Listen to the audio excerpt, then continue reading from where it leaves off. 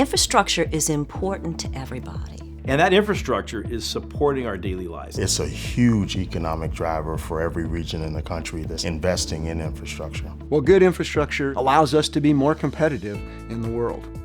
And for example, we know work we've done shows that if we don't have a competitive infrastructure, it will cost this economy $3.9 trillion in our gross domestic product. That's the equivalent of the GDP of Germany.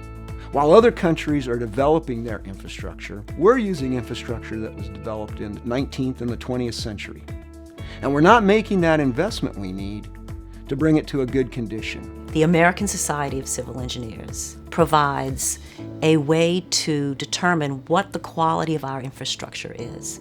And we do that by producing a report card every 4 years. I just want to give a shout out to the American Society of Civil Engineers. They've been doing what I consider is a fundamentally important component of this whole effort, which is providing a professional engineering view that's independent, no stake in the matter other than the accuracy and the integrity of the measure, good or bad, so that the rest of us, including the public we serve, the organizations, my board, the political system, can answer the question of what to do about it. But to do something, we need a measure and an enterprise that has the integrity to deliver a measure that can be believed and acted upon. The 16 categories that we grade, while they are individual categories, do point to the fact, though, that our infrastructure is all tied together and that those 16 categories are tied together.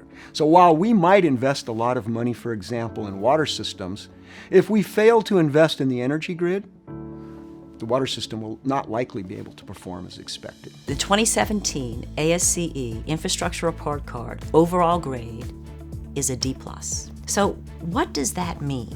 The grades that go up, it's because we, either at the federal level, state level, or municipal level, are putting money into that sector. In some areas, we are investing. Perhaps rail, for example, where from 2009 to 2013, they invested some $20 billion a year in rail. We saw their grade rise.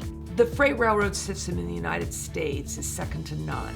And the reason it is second to none is because of its continued investment so that it meets the needs of today and puts us in a position to meet the needs of tomorrow. It's not acceptable today for our infrastructure to get the grades that we're getting. And when it comes down to it, ultimately, we're going to have to sometimes vote on a funding measure. We're going to have to say that this is important enough for us to spend a little bit more money. Measure M is a new half-cent sales tax that will generate $860 million a year.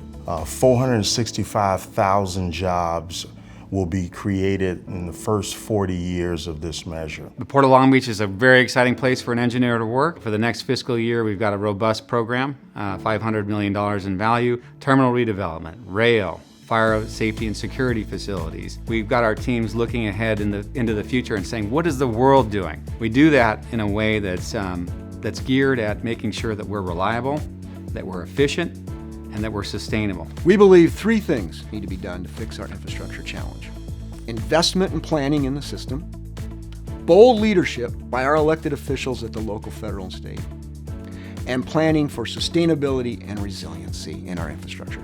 You know, our nation's infrastructure has an impact on everything that we do. Each of us has an obligation to make sure that we're investing in our nation's infrastructure. You know, you could have predictive costs, or you could have sudden costs that are insurmountable, but you're not going to get away without doing something.